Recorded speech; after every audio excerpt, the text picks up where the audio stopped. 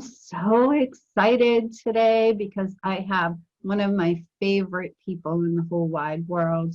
We have known each other for 3 or 4 years now, and I just love connecting with her. We get to play together all the time. I'm so blessed to have her as a guest. She is a true soul speaker. Hello, Souli. Hi, Susan. Thank you for the beautiful introduction, and it's lovely to be here. Oh, we have so much to talk about, my lovely. So before we dive in, we have so much to talk about, so much awesomeness is happening. I'm going to read your bio just so people can get a little bit of a feel for what you are all about, okay? So Souli is a channel and uses what she calls her toolbox of magic, accumulated from many years of self-healing and discovery, to assist others into a deep connection and ultimately a greater experience of the joy of life. She is the founder of HEARTSPACE, a community of heart-centered souls. She also teaches at the Center for Radiant Wellbeing, her soul expression class that combines her experience as a dancer with channeling. Ooh, so good. So good.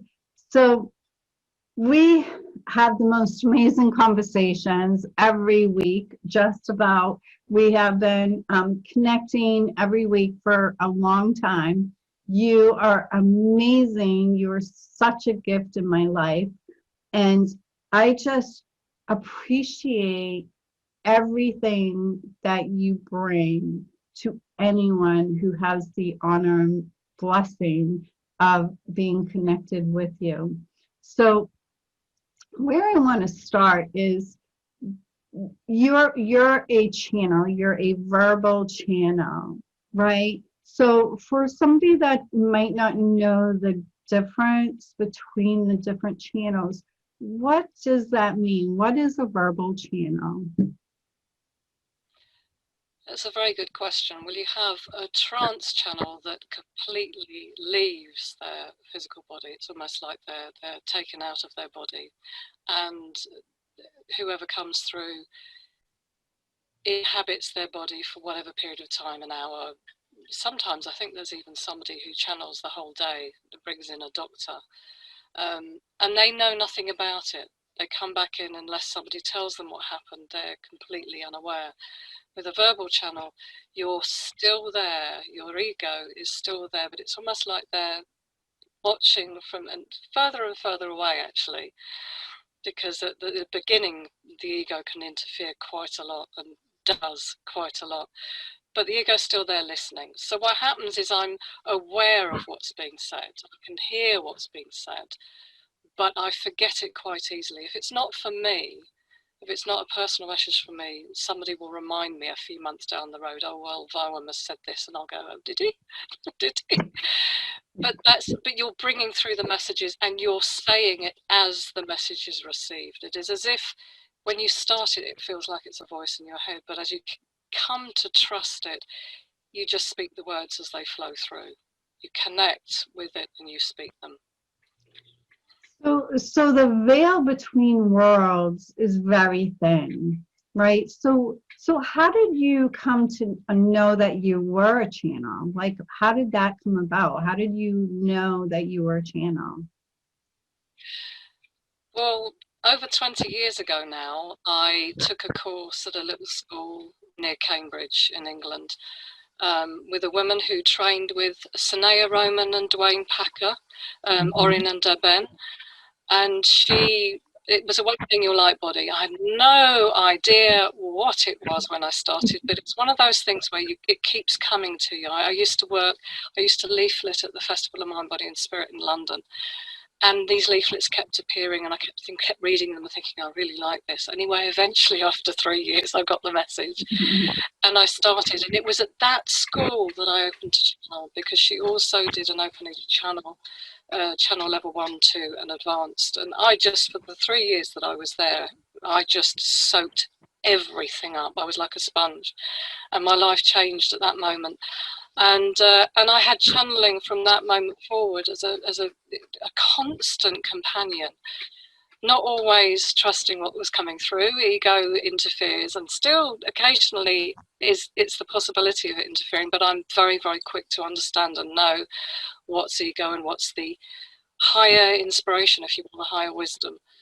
And yeah, so it was way back then that I started. So I've been channeling really for over 20 years, but it's only recently that I've kind of woken up to the need, I suppose, for high wisdom at this time, and the courage to step forward and bring it through. So if that makes sense. Yes. So first I want to say, when I have a session with you and the beings of light come, we talk about Souli. We often talk about you, right? So it's so funny. And you know, so I know how amazing of a channel that you are, because I've had very deep conversations through you with the beings of light, and I have received healing and wisdom, and they always allow me to see things from a larger perspective, which is so valuable, right? And so I wanted to say that. Yeah, we often do talk about you in our session. It's so funny, but anyway, so I'm a channel, but I'm a different kind of channel, right? I receive like images in my mind, or a knowing, you know, so it's much different. Like I don't verbally, I have not yet, I don't want to say I can't, right? But I have not yet had the experience of being able to do what you do, because it takes a lot to stand aside and allow the beings of light to come through in the way that you do, without judgment. Whatever is transpiring, you just have this level of trust, right? And so what is something that even surprised you when you were channeling? It always surprises me. I mean, that's one thing. It's true. It's a game of trust. It took me many, many years, and I think that's probably why I needed 20 years. There are some that take to it like a duck to water, and they're out there and they're channeling. But for me, that didn't appear to be what I was. That was not what I was doing. I was doing it for my own personal healing and discovery and growth at that time. But constantly, they always amaze me. What they always say is, one thing that I love about channeling verbally, and one of the things that can also be a bit nerve-wracking, is that 99.99 or whatever times out of 10, you don't know what they're going to come through with. Sometimes they'll run something by you and they'll give you an idea, and you'll have a few ideas, but they always surprise you. And they'll always come through with something. And I'll be there in the back room, so to speak, going, oh, or where did that come from? And sometimes I'm quivering and I'm thinking, you can't say that. And then you realise that the person that's receiving the message has either got tears flooding down their face, or they're saying, oh, thank you. And it was exactly what they needed at that time. Exactly. And I did a journeying course recently where every single journey blew me away. Now that sounds, there isn't even a tiny iota of arrogance in that. It was purely the messages that were coming through and the journeys that were coming through. They blew me away. They really blew me away. And luckily the people who took part in it as well. So yeah, it's amazing. It's amazing. You have to be prepared to look stupid sometimes though. You could never look stupid. what I found, when I found so amazing through my sessions with you, is that it wasn't all, oh, everything's going to be fine. Just close your eyes and breathe or whatever, that it's not fluffy, it's substance. And it really is the conversations I have with Viamus through you. That's your main dude, right? The main, she's laughing that I'm calling him a dude. That's the main guy. He has such a sense of humor, but we've had deep conversations, and I've asked him some pretty in-depth questions, and I've received answers from a place of truth. And that's why I've had, I've gone to channels, I've gone to psychics or mediums or whatever. But what I love about the way that you bring forward, it's like you really do step aside and trust that whatever comes through is for the person's highest good at that moment. And, I just admire you so much because, I've had long conversations during our sessions, and I'm just so grateful to you to be the facilitator of the wisdom that I receive through you from Viamus. So thank you. Thank you. No, I feel compelled to do it. I had a period recently where I had one of those moments where the rug was pulled out from underneath me and everything collapsed, and I didn't know whether I was up or down. I didn't know what to believe. And there was a part of me that felt that I should put channeling aside and just be myself and channel my soul, which was fine. But I got back to channeling. Channeling is something that it feels like it's a part of my life. And love it, hate it, believe it, don't believe it, think I'm deluded, whatever. I think I'm deluded sometimes, don't worry about it. I do too. But love you. What comes through, the messages that come through and the way that it affects people and the way that it assists people and supports people and gives them what they need at the moment, even if it's just a transmission of pure love, that for me is why I do it. Even if there's just one person that is affected by it, is touched by it, it feels heard and seen by it, or it gets a sense of what they need to do next. And generally they do that as a way of getting the person to realize what it is. They'll never, ever, ever push force. There are no shoulds. There is no dogma. There's no, they can't mess with free will. It's a free will universe, they keep saying, and they would never, ever interfere with that.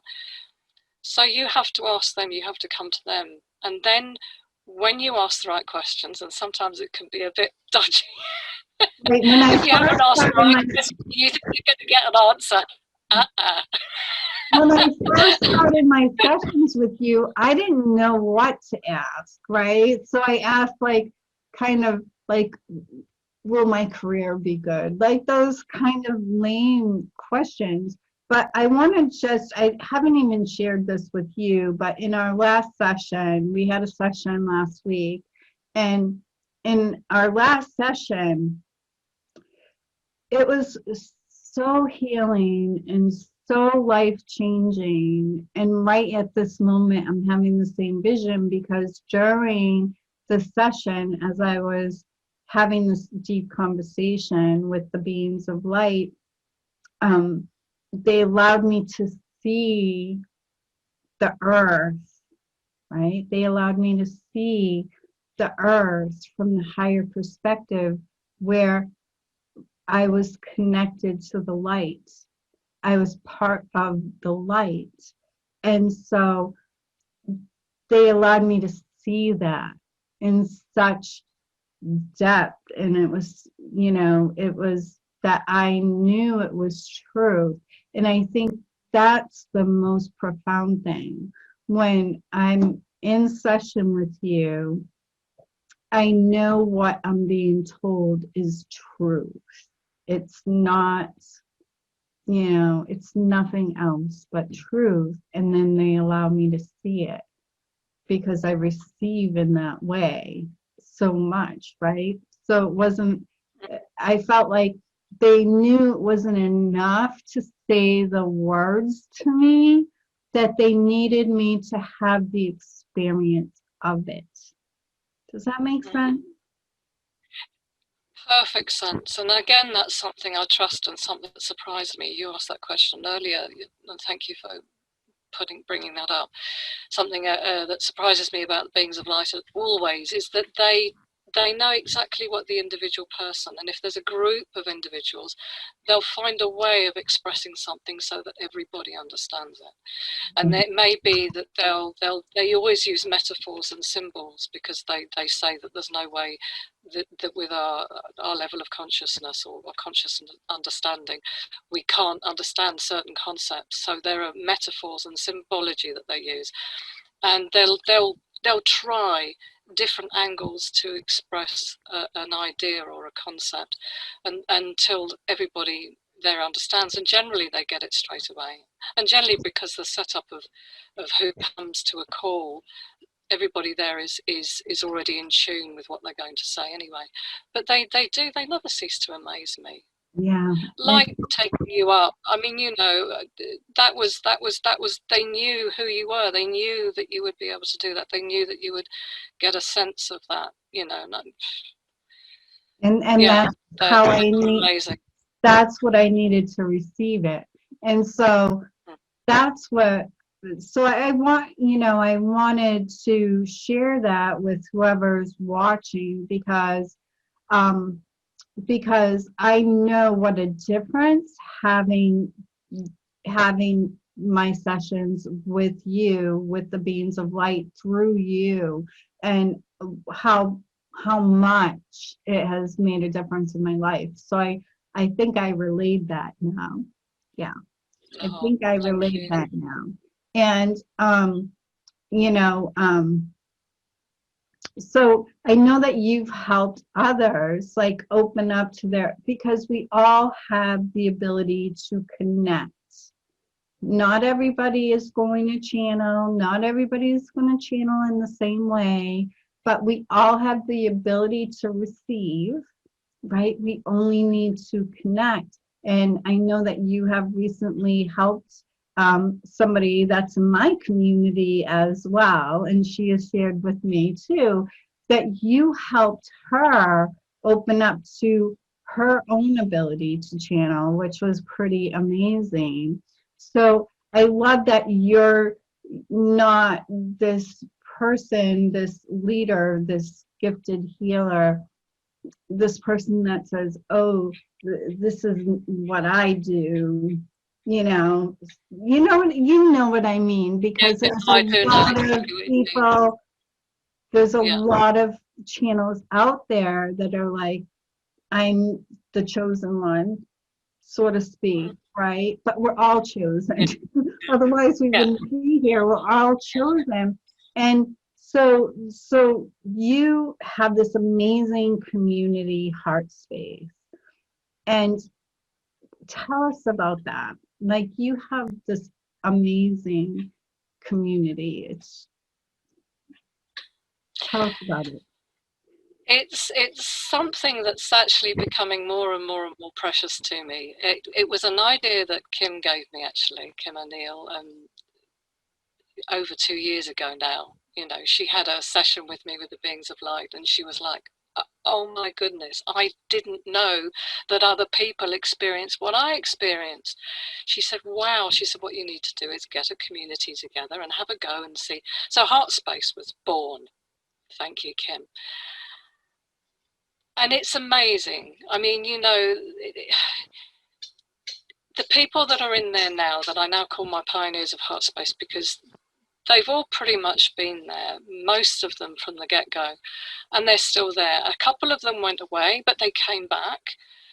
So there's this core of amazing people in there, and we meet every week, especially during the lockdown. We made I made a meeting weekly where we could connect with each other, and I could find out how everybody is, and we could share ideas and what have you. That's over and above what we usually do. But it's somebody there. One of the pioneers described it as a divine womb, and it is. This is going to sound a bit woo now, but you know, I'm in good company here. and the being of light implanting visions in my head, that's not woo. Yeah. Well, it's not for me. You see, that's the thing. That's commonplace for me. Yeah. I get that. But you know, they created this space as soon as the idea was planted there or came out. I saw this space. It was literally like a container of light, if you will, like geometric shapes of light. And once you enter HEARTSPACE, you are a part of that space. You're transmitted to, you're loved, you're cherished, you're allowed to be yourself, you're allowed to be weird, you're allowed to talk woo, you're allowed to express what's happening with you at the moment, and there won't be people there judging you and going, yeah, right, you know, that kind of thing. It's non-judgment. And we have channelings in there. The beings of light come in regularly to share messages and to answer questions that come up within the community, and it just expands and it grows. And now what's happened, because I did try and open it up before, but it didn't feel right, and I was taking it on board as a failure myself, and I nearly completely folded the whole thing. I thought, that's it, it's not working, it's never gonna, although I would have kept it with just those core of people because they're just so magnificent. But now it's opening up into something even more magnificent. And I have the support now of the pioneers of HEARTSPACE, those beautiful people that were there with me from the start. And we've come to know each other so well. I trust each and every one of them to carry forward the ethos of HEARTSPACE and the heart, or the heartbeat of HEARTSPACE. And it's just, yeah, and it's now, sorry. Can I just say something? Because I want to make sure people understand that you didn't think about closing HEARTSPACE because of the HEARTSPACE. It was your own self-doubt that you were going through, right? I want to just make sure that we're right, but you're over that. That was the classic "I'm not enough scenario for me. It wasn't anything to do with HEARTSPACE. Thank you, Sue. Yeah, that was personal. That was the pulled out from underneath me part where I really felt like, you know, am I able to serve and stand up the way that people deserve within this space? So thank you for allowing me to clarify that. Yeah, it was absolutely me, 100%. But then I had a download and something opened up, and I realized that core of people are the pioneers. They're in my support system, and thank goodness they've all said, yeah, of course we'll be there as a support system for you. And I know most of the people in your group, and they really are truly amazing, gifted, heart-centered light workers, coaches, light workers, healers, and just beautiful beings, just beautiful souls in your group. And so, you know, because I know a lot of them, I understand what you said, like HEARTSPACE is a heartbeat. And when people go in there, they're part of that light, the light within that, like they literally blend, like they are HEARTSPACE too. Does that make sense? Absolutely. Yeah, because one thing I also realized is that every person that comes into HEARTSPACE, and the longer they stay, they add their light, they add their essence, their quality to the space. And so it becomes even more, it becomes even richer. And And it does, it feels to me like it's a sanctuary, a real sanctuary, an oasis, a place to just be there for a few, just to feel loved and seen, and celebrate your weirdness, celebrate that you experience things that perhaps everybody else in your life doesn't, and that everybody else in your life looks at you and goes, oh, here she goes again. She's, And I think oh, that has a lot to do with your group, because we've been connected since the very beginning of your group. And what I think it's like people go into heart space, and the healing that occurs is seeing yourself for the beautiful, amazing gift that you are in truth, right? And so it's this space of self-discovery and self-acceptance and self-love and spiritual growth, and playing in the realms of possibility, in the realms of the the uh the different realms that we have the power to connect to through intention, and through and truly through an open heart and intention, we can connect to these higher realms, because the veil is so thin between the realms, wouldn't you say? so yeah, I've caught the gist, the energy of what you said, but to do with the veils being thin.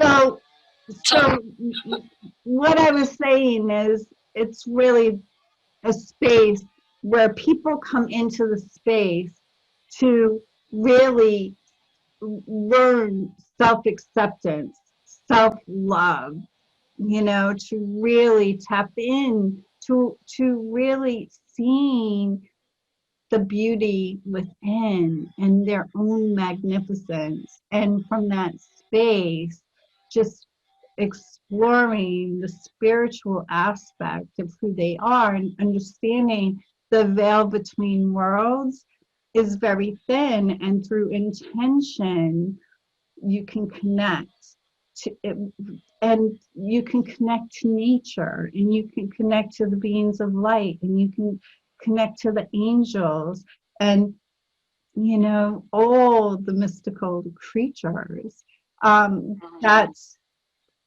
makes up this beautiful experience we call life, right? So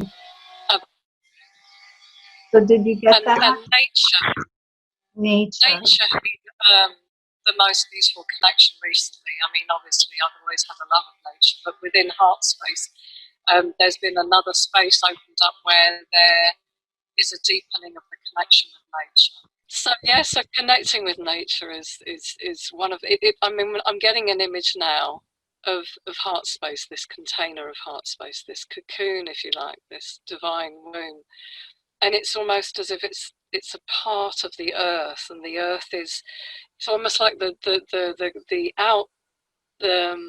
circumference of it, if you will, are like trees reaching up and around, and it's almost like we are all a part of the trunk. It's very strange, I'm seeing, which is then becoming a toroidal flow.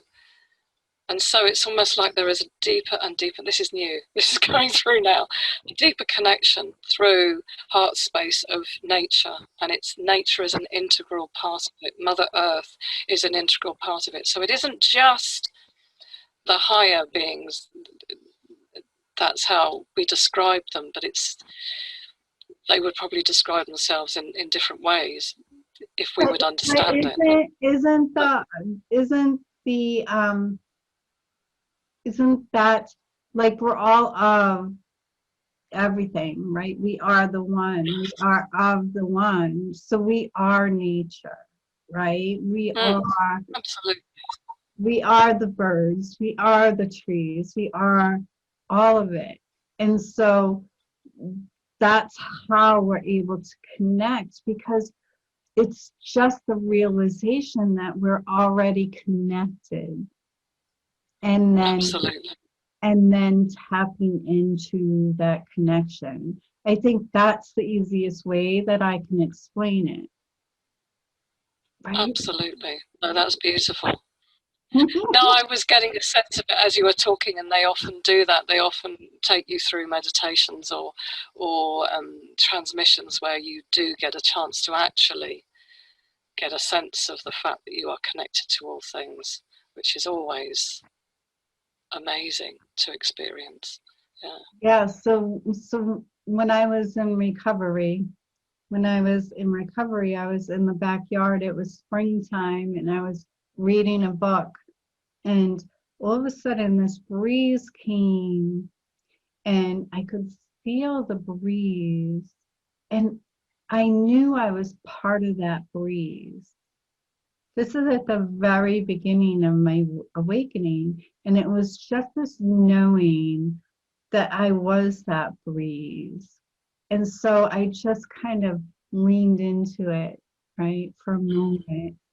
And then afterwards, I'm like, oh, that was weird. Like, just, but this knowing of just, and so I love that this is happening all over the world. People are becoming more open to, that we're not this little box and we're not this little body. We're so much more. And in truth, we are of the one, right? And so I just so appreciate the way that you allow others to express in that truth, in this beautiful, loving space where you help guide them and help them really love and accept themselves for the beautiful, magnificent being they are. And you put so much good into this world.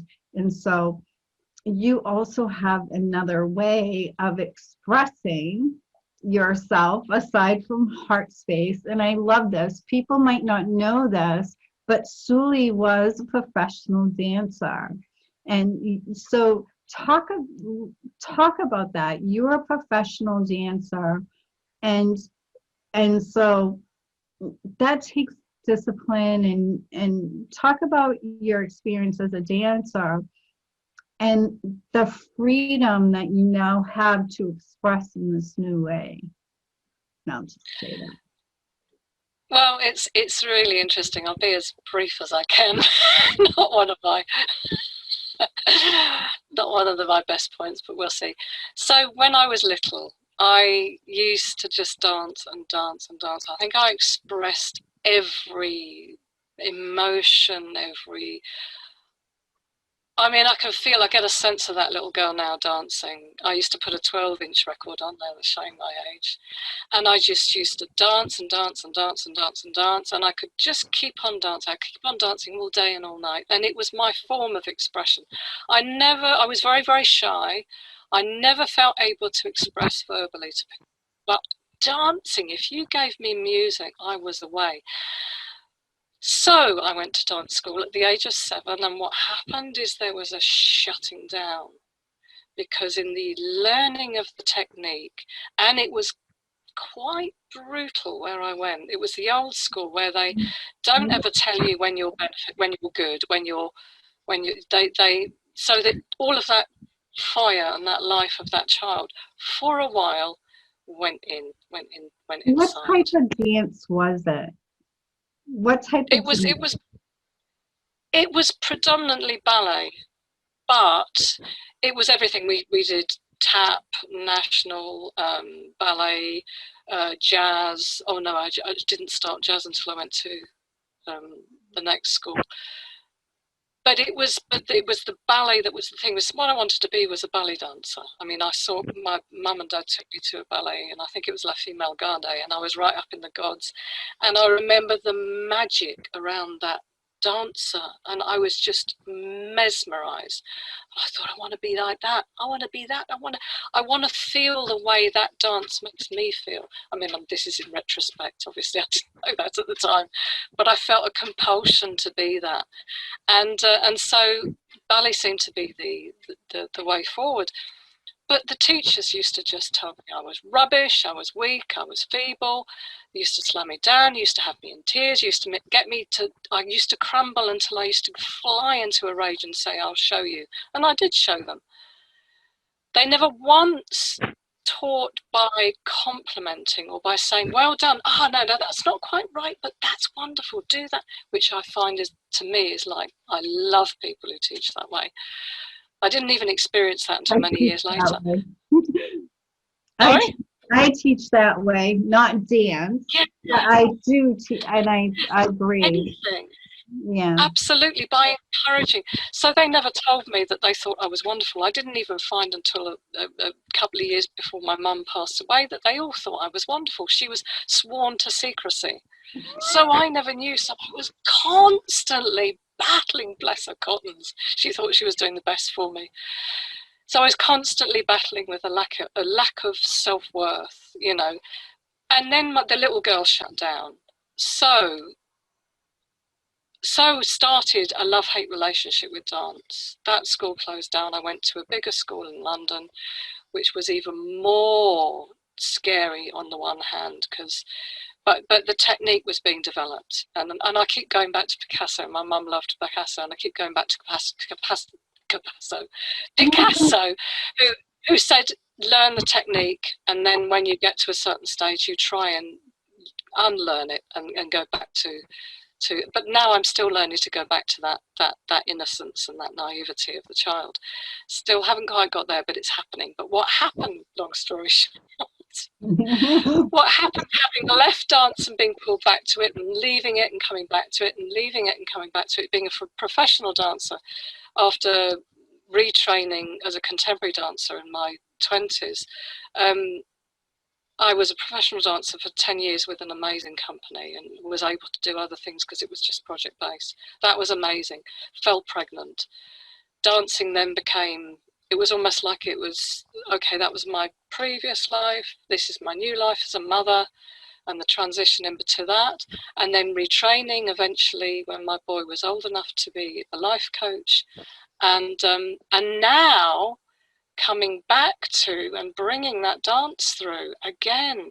But this feels to me like this is perhaps why I went through that whole journey, and I'm starting to rediscover and reconnect with that little girl and the freedom of that girl's dancing. And in the discovering that and the uncovering that and connecting with that, I'm starting to find a place within where there is a deeper and greater expression. And I think that's where that little girl came from. And it's the soul. There is an expression of the soul coming out now. And when you listen to music, there is that, I don't know if you can feel that, there's a kind of a shift in the energy when you connect with that space. It's so funny. It's almost like I'm getting this vision of defiance, right? Not that you're defiant, but in a way it's like you're showing them what dance is supposed to be about by doing what you're doing now, right? Connecting to that's that, interesting. right? Connecting to that freedom, right? Because that's what music is about. That's what dance is really about. And yes, it's good to know the technique, but the soul of the dance, right? The soul Absolutely. of the music and the dance and moving with that from this place of just pure joy. Wow. Absolutely. Yeah. I don't know where that came from, but that came. No, but that was beautiful. That was beautiful, and I've never seen it that way. So thank you for that. That was wonderful. But yeah, it's so these classes they're not necessarily a dance class. You may have classes where you don't actually move that much, but then you may have classes where you're free and you, well, I think each class will be different, but what the intention is and what I feel is the soul of it is finding that place within that. The guardians of nature that are very connected with this, they say that there's a place within, deep within, a spark within, where all movement is initiated. Every single tiny movement that you make is initiated from this space, and if you can connect with that point, it's as if a portal opens up. And so it's very early stages, but from the sense that I get is that there is the potential to open up a greater freedom and joy within, whether that's listening to music and feeling the music in a different way, whether it's a way of moving with the trees, moving with nature, feeling the beat of Mother Earth beneath you, the heartbeat of Mother Earth, whatever it is for you will be very individual, or whether it is to unleash some kind of wild woman or wild man, whatever it is for you. Can I share what the visuals I'm getting? And this is what's coming forward. It's like we're all born with this flame, this spark, right? We're all part of the same spark, and within us it's ignited, and it's just so bright and beautiful when we're children. And then as life comes and piles all this crap upon us, that spark can dim, right? That spark, because we go and we stop living, right? We stop living. So what came forward was the type of dance that you're teaching, which is soul expression. And it's just that you don't have to know any steps. It's just tapping into that inner spark. And as you start moving, you reignite that flame within. That's the visual that I was given. Wonderful. No, I love that. I love that. And it will be through journeying as well. There'll be journeys. Some of them may be, well, no, I won't even go there. I think each journey will be individual, and again, something that is on the one hand very exciting and also can be quite nerve-wracking. I won't know what they are until whoever is before me and what their particular needs and their particular desires, whether they're aware of them or not, will be ignited, and something will come through that. If that makes sense. I just really feel strongly that through what you're teaching and helping other people learn is going to be very deep healing, very deep healing. Yeah, and I know it was for you, right? It really was for you. And you now have your dance body back as well, right? I know, thanks to the lovely Nori love, bless her. Yeah. Amazing. Yeah, I never thought I would. I thought it was gone forever. I'm thinking mine is gone. I think I need to take your class. So you started that, and that's a beautiful way to tap into that freedom of your inner child, right? And so you have that going on, and now, you know, you're inviting new beings to enjoy the space of heart space, which is your gift to the world through the download you received, right? This creation, it was co-created with the divine, and it's this beautiful nurturing space with all these amazing beautiful beings that are a part of it. So I'm going to put a link that they can connect and join Heart Space, right? Because anybody that's seeking to or searching for answers or wanting answers, would you say that's the best way for them to connect with you? Yes, definitely. I mean, I think I do still take clients on, but less and less, because HeartSpace it's almost like there isn't a need for it anymore, because HeartSpace delivers everything that I can, that I can bring to a client and more. And there's community, and how amazing can that be in a person's growth? The right kind of community. Yeah. So yeah. Yeah, beautiful. Yeah, So definitely. I'm going to put a link. I'll put a link, all your links on how they can connect with you. And I really, I just give you, the highest recommendation of any other channel that I've ever had. You are the real deal, and I've had the most profound results in my own life. So I just want to reiterate that. And so the Wellbeing Centers is through Nori Love, right? She put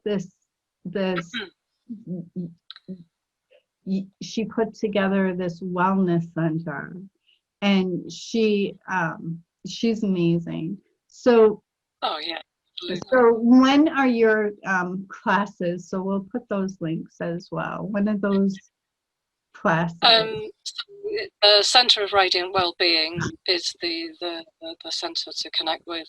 My classes are, I only can remember the British summertime, but if you go get a converter, you can convert. So every Tuesday, excuse me, at 11 o'clock, British summertime, and every Thursday at 4 p.m. British summertime. So whatever the equivalent, I do have a list that I write down in HeartSpace whenever I do any. I put all the time zones down, but I think you're 5 hours ahead of me. So, and I'm Eastern Standard Time. So British time is 5 hours ahead of me. So, so I could talk to you forever and ever. And I'm lucky because I get to talk to you every week, which is so beautiful. So what would you like people to take away from our conversation today? Oh my gosh. First, I would say I wouldn't be here if it wasn't for you. I just wanted to say that, Susan. You really gave me the shove and held my hand at the right moment. So thank you. I really appreciate you. Just had to put that in. So what would I people forever and ever, yeah. Oh, bless you. I would say that the heart is where it's at.